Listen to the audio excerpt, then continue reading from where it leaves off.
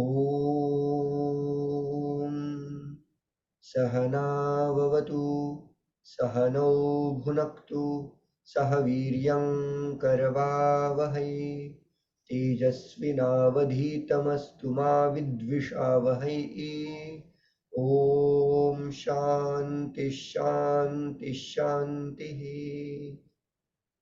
मुनित्रयं नमस्कृत्य तदुक्तिः परिभव्य च वैयाकरणसिद्धान्त कौमुदीयं विरच्यते कौमुदीयं विरच्यते।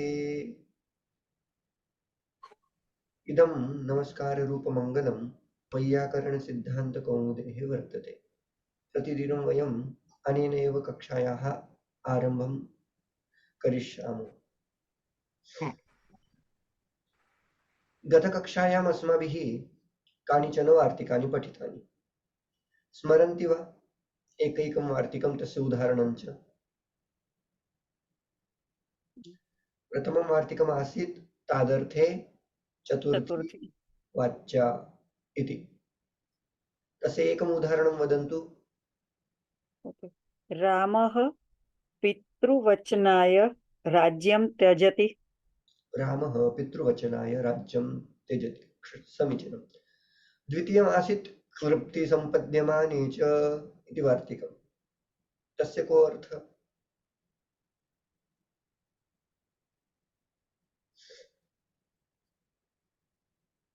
एकम् उदाहरणम्।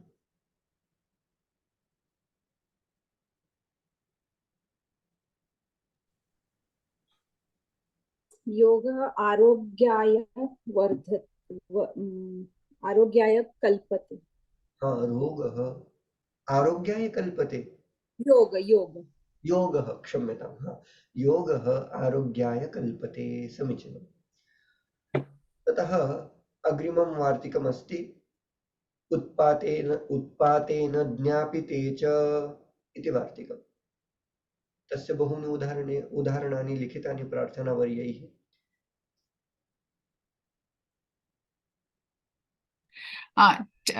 चक्रवाताय प्रबलवायुः।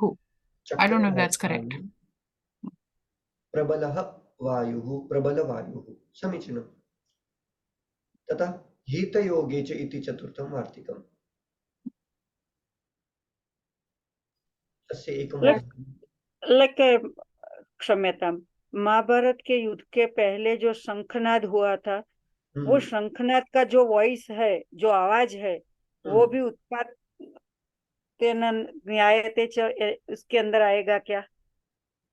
तत्र क्योंकि वो वॉइस से पता तो चलेगा ही कि अभी युद्ध होने वाला है।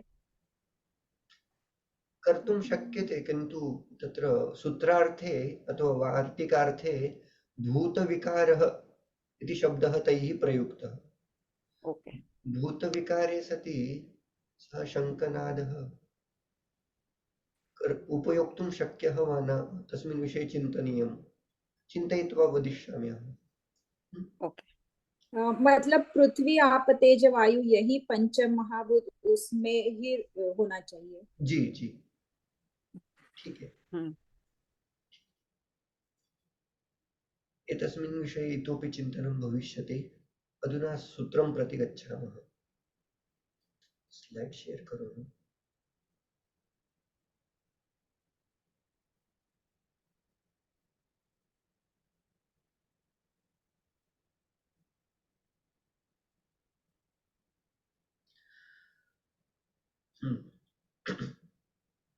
ध्वनिः सम्यक्तया कार्यं न करोति अद्य, किन्तु तथापि निर्वर्तयामि। क्रियार्थोपपदस्य च कर्मणि स्थानिनः इति सूत्रम्। सूत्रार्थं पश्यामः। क्रियार्था क्रिया उपपदं यस्य तस्य स्थानिनः प्रयुज्यमानस्य अथवा अप्रयुज्यमानस्य तूनः कर्मणि चतुर्थी स्यात्। मुख्यं किं? कर्मणि चतुर्थी स्यात् इति। तस्य कृते एकं वाक्यम् अहं वदामि। सः याति अथवा गच्छति इति वाक्यमस्ति। सः याति। तस्य यानक्रिया नाम गमनक्रिया किमर्थं वर्तते इति कृत्वा एकं पुनः तत्र नियोजयामि, एकं शब्दं नियोजयामि। सः पुरुषः अथवा सः बालकः फलानि अथवा फलम् आहर्तुम्, आहर्तुम् इत्युक्ते आनेतुं याति इदं वाक्यं। बालकः फलम् आहर्तुं याति। अस्य कः अर्थः? He goes there to bring fruit. अत्र क्रियाद्वयम् अस्ति। एकं क्रिया गमनक्रिया, एका क्रिया वर्तते गमनक्रिया, अपरा क्रिया आनयनक्रिया, आनेतुम् इति। तत्र क्रियार्था क्रिया इति कन्सेप्ट् वर्तते, पद्धति वर्तते, एका मेथड। एका क्रिया कर्तुम्, एकां क्रियां कर्तुम् अपरा क्रिया तत्र अपेक्षते। यथा याति, याति इति क्रियायाः अपरा क्रिया फलानि आहर्तुम्। सा तया क्रियया एकम् उपपदं तत्र भवति एव, कर्मपदं भवति एव। किम् आहर्तुम् इति चेत् तत्र किमपि कर्मपदं भविष्यति। कर्मपदं किम् अस्ति? फलम्। तत् फल इति पदस्य अनेन सूत्रेण किं भविष्यति? चतुर्थी भवति। कर्मणि चतुर्थी भवति। कर्मणि इत्युक्ते किं? कर्मपदस्य इति अर्थः। किन्तु कीदृशस्य कर्मपदस्य इति चेत् तुमुन्, तुमुनः कर्मणि चतुर्थी। तुमुनः यदि तत्र तुमुन् प्रत्ययः उपयुक्तः अस्ति। तुमुन् प्रत्ययः किमर्थम् उपयुज्यते? क्रियार्था क्रियां दर्शयितुं तुमुन् प्रत्ययः उपयुज्यते। उदाहरणं समानमेव उदाहरणं। फलानि अथवा फलम् आहर्तुं याति। तत्र आहर्तुम् इति तुमुनन्त फॉर्म वर्तते, तुमुनन्त प्रत्ययः अस्ति। आहर्तुम्, आहर्तुं किं दर्शयति? अपरा क्रियाम्, अपरां क्रियां दर्शयति। गच्छति इति एका क्रिया, फलार्थं गच्छति इति अपरा क्रिया। फलानि आनेतुं गच्छति इति अपरा क्रिया। चेत् पश्यन्तु अधुना सूत्रार्थः। क्रियार्था क्रिया उपपदं यस्य तस्य स्थानिनः। अधुना फलानि आहर्तुम् अत्र फलम् इति स्थानी वर्तते। तत्र किञ्चित् विभक्ति परिवर्तयिष्यते अस्माभिः।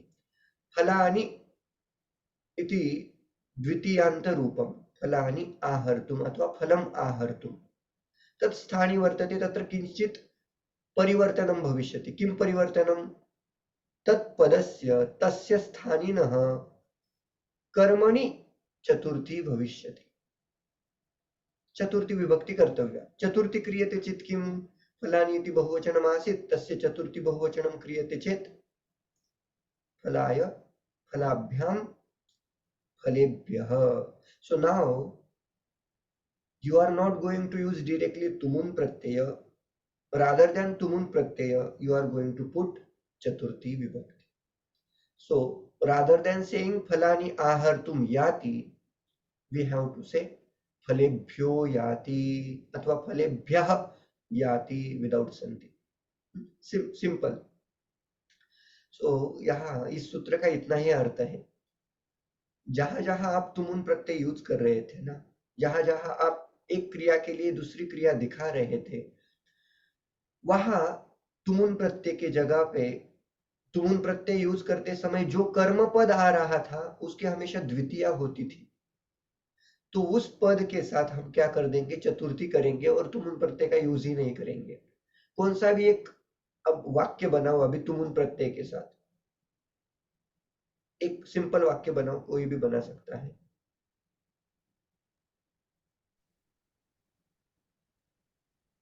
विद्यालयं गच्छति। किमर्थं विद्यालयं गच्छति? सा पठितुं विद्यालयं गच्छति। सा पाठं पठितुं, ग्रन्थं पठितुम् अथवा पुस्तकं पठितुं विद्यालयं गच्छति। अत्र पठितुम् अनेन सह द्वितीया विभक्तौ किं पदमस्ति? ग्रन्थं, पुस्तकम् इति। तत्पदस्य अधुना किं कर्तव्यम्? अथवा हाँ वदन्तु। कर्म हाँ, कर्मसंज्ञा, कर्मपदं, तस्य चतुर्थी कर्तव्या। सः पुस्तकाय विद्यालयं गच्छति इति। सः स्नातुं तत्र साक्षात् तून् प्रत्ययस्य स्थाने चतुर्थी अपि कर्तुं शक्या। स्नानं, स्नानाय।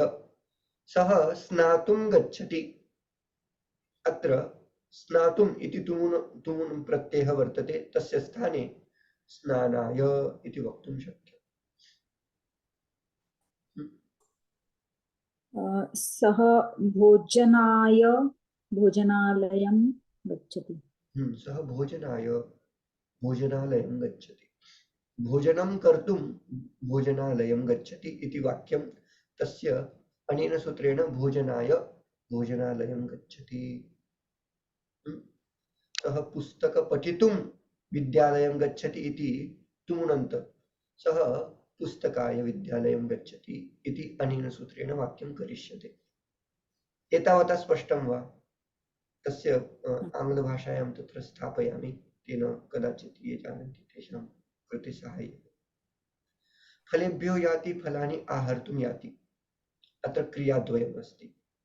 प्रथमा क्रिया to bring fruit, he goes. Another kriya is going. So अत्र आहरणं नाम टू ब्रिंग इति क्रियायाः कर्म किं फलम् अस्ति, तस्य फलस्य चतुर्थी विभक्ति भवति। फलेभ्यो याति इति अर्थः। तस्य फलेभ्यो इत्यस्य कथम् अर्थः कर्तव्यः इति चेत् फलानि आहर्तुं याति इति। अस्तु, अत्र काचित् शङ्का अपि भविष्यति। अत्र तादर्थे चतुर्थी किमर्थं न कर्तुं शक्या? वार्तिकं तु अस्ति खलु तत्र। तेन वार्तिकेन तादर्थे चतुर्थी इति कर्तव्या चेत् उचिता वा न वा इति प्रश्नः भवति।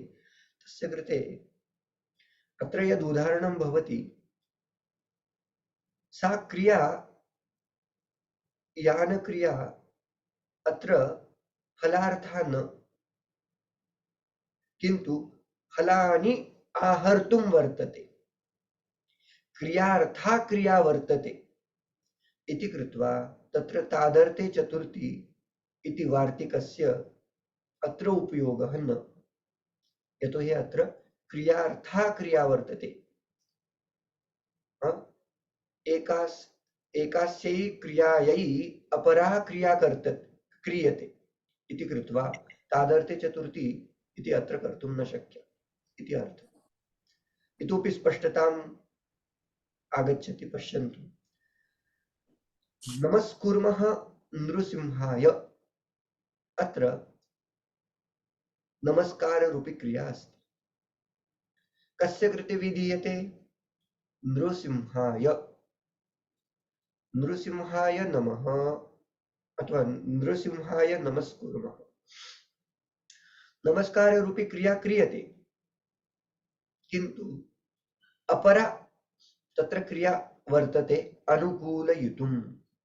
नृसिंहम् अनुकूलयितुं नमस्काररूपी क्रिया क्रियते इति कृत्वा नृसिंहम् इति द्वितीया आसीत्, तद् द्वितीया विभक्तेः स्थाने अधुना किं कुर्मः?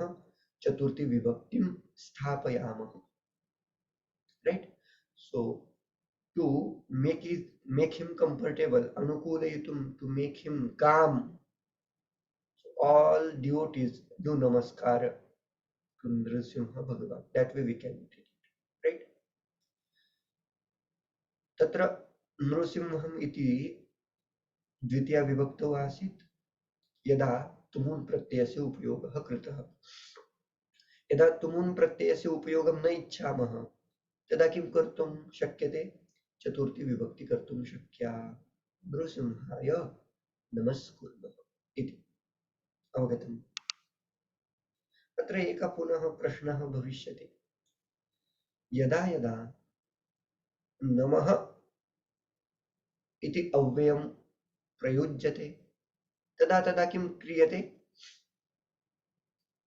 चतुर्थी विभक्तेः प्रयोगः भवति इति प्रसिद्धम् अग्रिममेव वार्तिकं भविष्यति, तेन ज्ञास्यते। किन्तु भवन्तः जानन्ति एव, पूर्वम् अधीतम् एतत् सर्वम्। एकम् उदाहरणं भवन्तः वदन्तु। अद्यतनः नूतनः श्लोकः स्मर्यते वा? नमः शिवाय। नमः शिवाय इति एकम् उदाहरणं। नमः शिवाय, तत्र एकः विशिष्टः अंशः ज्ञातव्यः। केवल नमः इति पदम् अस्ति तदा एव चतुर्थी कार्या। यदि नमः इति शब्देन सह यदि किंचित् भिन्नः शब्दः उपयुज्यते, उदाहरणं किं, नमस्कुर्मः, तदा वस्तुतः द्वितीया कर्तव्या भवति इति नियमः। कस्मात्? तत्र एकं वार्तिकं परिभाषा आयाति, परिभाषा वर्तते उपपद विभक्तेः कारक विभक्तिः बलीयसि इत्यर्थः। कारक विभक्ति is stronger than upapad vibhakti, so it becomes exception for karak vibhakti, becomes exception for upapada vibhakti. So whenever you are finding a word namah along with kurmah atva kritya kritva, then there you could not do chaturthi vibhakti, you have to do dvitiya vibhakti. That is the rule. Okay, for example, I will explain one example, then get back to this form again. There is some point to know. उदाहरणम् अस्ति, मुनिभ्यः नमः, सर्वेभ्यः मुनिभ्यः अथवा सर्वेभ्यः गुरुभ्यो नमः इति उदाहरणं। केवलः नमः इति शब्दः इति पदं वर्तते इति कृत्वा तत्र मुनिभ्यः इति चतुर्थी विभक्ति बहुवचनं वर्तते। अस्य नमः अनेन शब्देन सह यदि किंचित् भिन्नः शब्दः तेन सह प्रयुज्यते, उदाहरणं किं, नमस्कृत्य, नमस्कृत्य, तदा तत्र चतुर्थी विभक्ति कर्तुं न शक्या। उदाहरणं किं, मुनित्रयं नमस्कृत्य तदुक्तिः परिभाव्य च वैयाकरण सिद्धांत कौमुदीयं विरच्यते। तत्र अयं प्रसिद्धः श्लोकः, तत्र द्वितीया विभक्ति क्रियते, मुनित्रयम् इति, मुनित्रयं नमस्कृत्य इति। तदेकम् उदाहरणम्। अपरम् उदाहरणम् अस्ति, नमस्कुर्मो नृसिंहाय। वस्तुतः अत्र नमस्कुर्मः नृसिंहम् इति स्यात्, किन्तु अस्माकं सूत्रं किं वदति, क्रियार्थोपपदस्य कर्मणि स्थानिनः चतुर्थी विभक्ति भवति। अत्र एकास्यै क्रियायै अपरा क्रिया क्रियते। नमस्कारः क्रिया क्रियते, किमर्थं क्रियते? नृसिंहाय नमस्कारः किमर्थं क्रियते?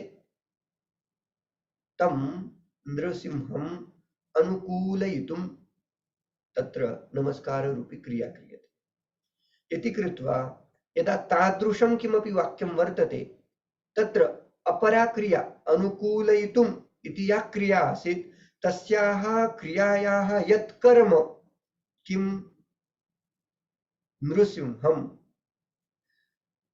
तस्य कर्मणः चतुर्थी विभक्ति कार्या इति अस्य सूत्रस्य अर्थः। इति कृत्वा तेन नियमेन अत्र नृसिंहाय नमस्कुर्मः इति चतुर्थी विभक्ति तत्र प्रयुक्ता इत्यर्थः। अत्र किमपि शङ्का वर्तते वा, संशयः अस्ति वा?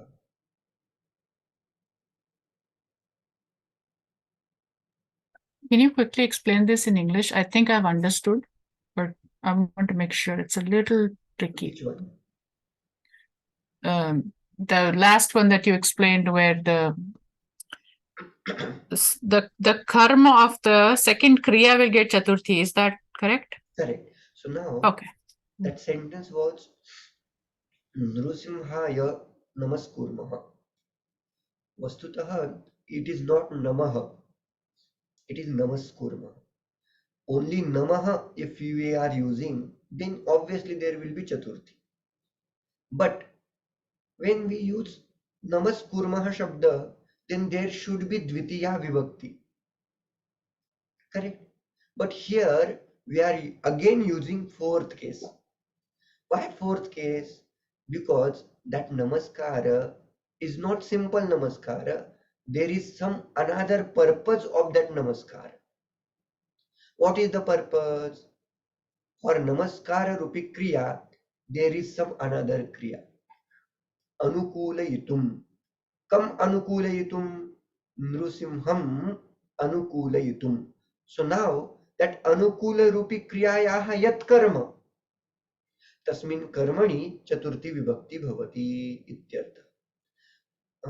अनुकूल रूपी क्रिया का जो कर्म होता है, जो कर्म कौन था? कर्म भगवान नृसिंह ये कर्म थे, तो उस कर्म में चतुर्थी विभक्ति हो जाएगी, ऐसा सरल सरल अर्थ है ना? तो नमस्कुर्मो नृसिंहाय ऐसा वाक्य बन जाएगा, फिर से चतुर्थी आ जाएगी बाहर। ठीक है, थैंक यू, समझ आया, थैंक यू सो मच। यदि सामान्य नमस्कार है ना, वहां तो द्वितीया ही रहेगी, जैसे कि मुनित्रयम नमस्कृत्य, यहाँ तो द्वितीया उन्होंने यूज की। ठीक है, और क्या उदाहरण है? बोलते हैं एवं स्वयंभुवे नमस्कृत्य इति। स्वयंभुवः ब्रह्मा अथवा ब्रह्मन् इति वक्तुं शक्यते। तस्य चतुर्थी विभक्ति अधुना नमस्कृत्य अनेन सह क्रियते।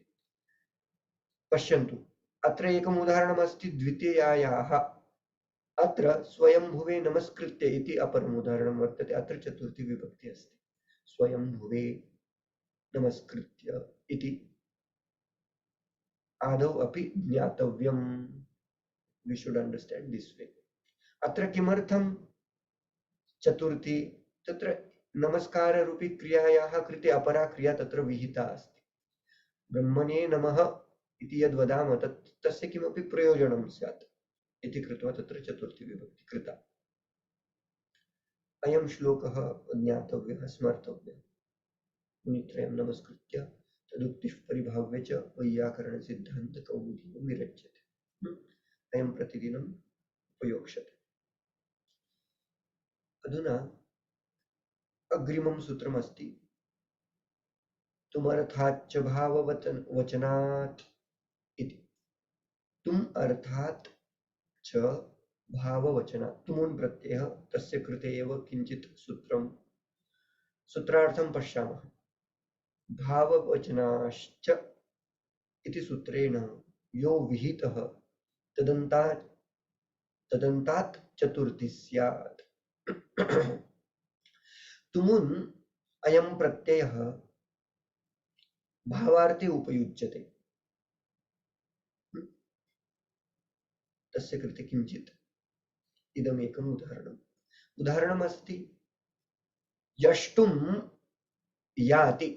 किञ्चित् भेदः, अत्र किञ्चित् भेदः वर्तते। अत्र साक्षात् तुमुन् प्रत्ययस्य किं क्रियते?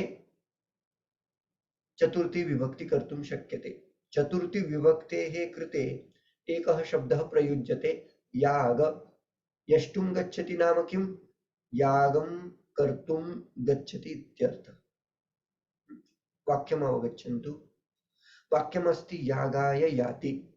यागाय याति इति वाक्यं कथम् आगतम् इति चेत् सः यागं कर्तुं नाम यष्टुं याति।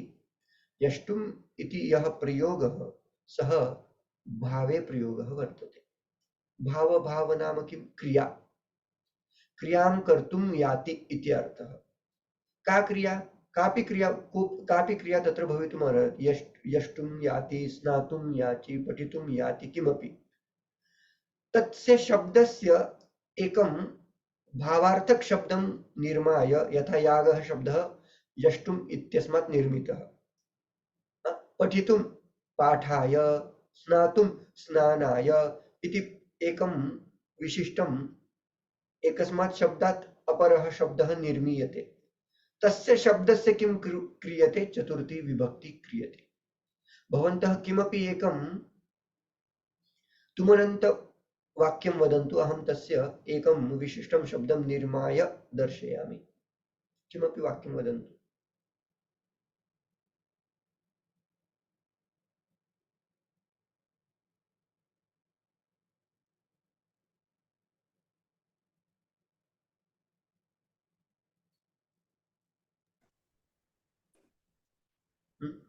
सा शाटिकां क्रेतुं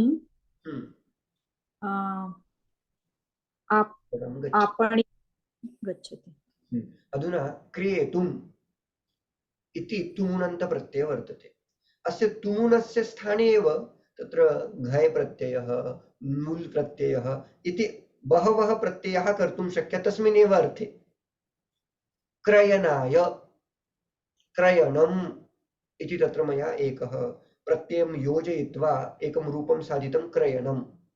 So rather than saying kretum, I would say शाटिका क्रयणार्थं सः अथवा सा आपणं गच्छति। क्रेतुम् इत्यस्य क्रयणाय। तथैव पठितुं पठनाय अथवा पाठाय उभयता कर्तुं शक्यते। पठनमपि तत्र उपयोक्तुं शक्यते। पाठाय इति घय प्रत्यय कृत्वा तस्य रूपं साधयितुं शक्यते। एतत् स्पष्टं वा? हिंदी भाषया वदामि अधुना।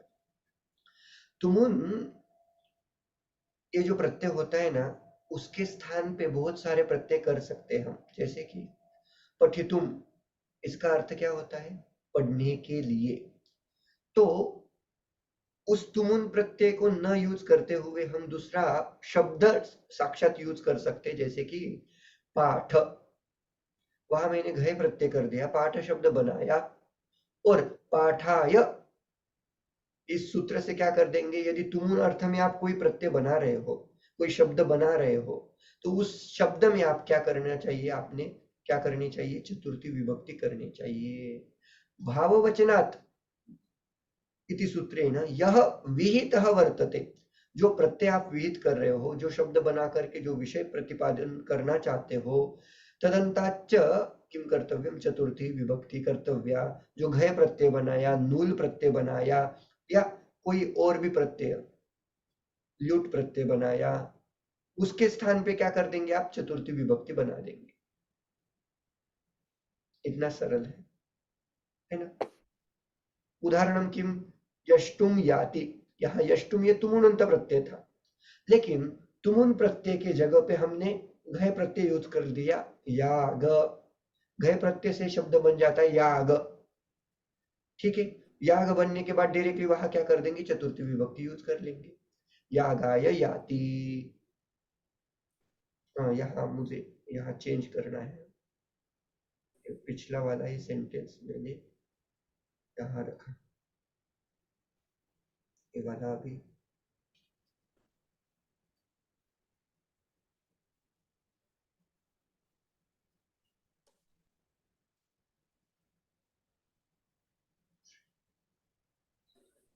हाँ, he goes for sacrifice, यागाय गच्छति इत्यर्थः। एतत् स्पष्टम्? अत्र कापि शंका वर्तते चेत् पृच्छन्तु। हाँ, अनुधा अस्मिन् सूत्रे तथा गतसूत्रे किम उक्तम तद एकवारं पश्यामः।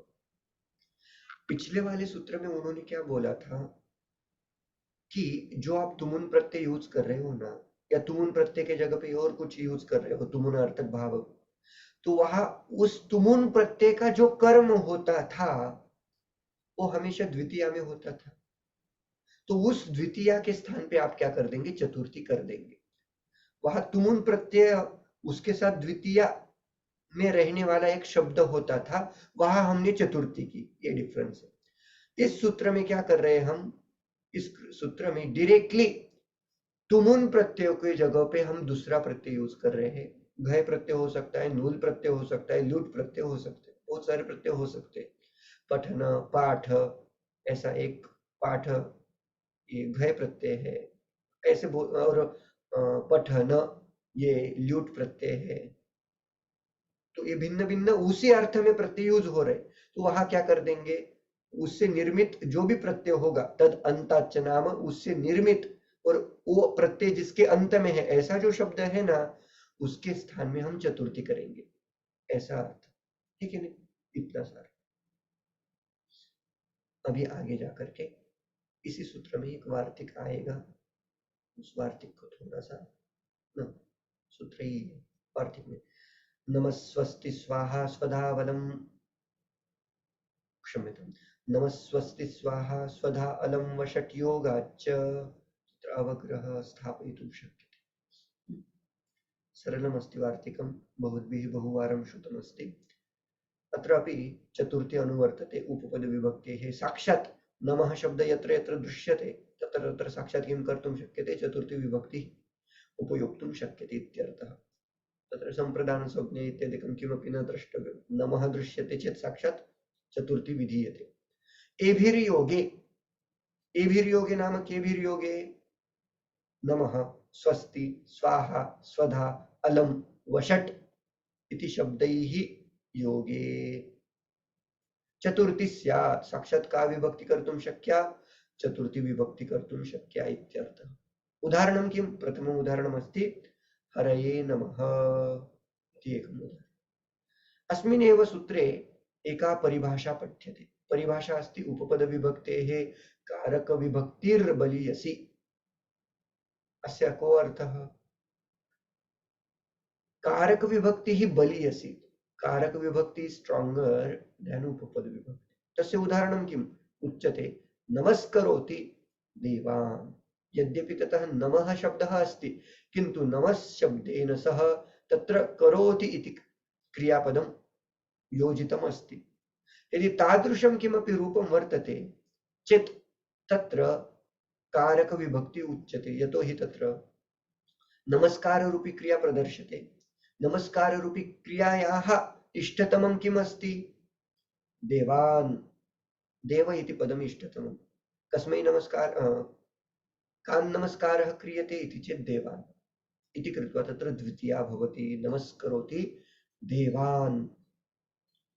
तो यहाँ सिंपल याद रखना है, यदि केवल नमः शब्द है तो वहां चतुर्थी करेंगे, लेकिन नमः शब्द के साथ साथ यदि कोई शब्द उसके साथ जोड़ा जा रहा है, यदि कोई क्रियापद उसके साथ जोड़ा जा रहा है, तो वहां आप चतुर्थी विभक्ति साक्षात नहीं कर सकते, क्योंकि कारक विभक्ति बलवान होती है उपपद विभक्ति से।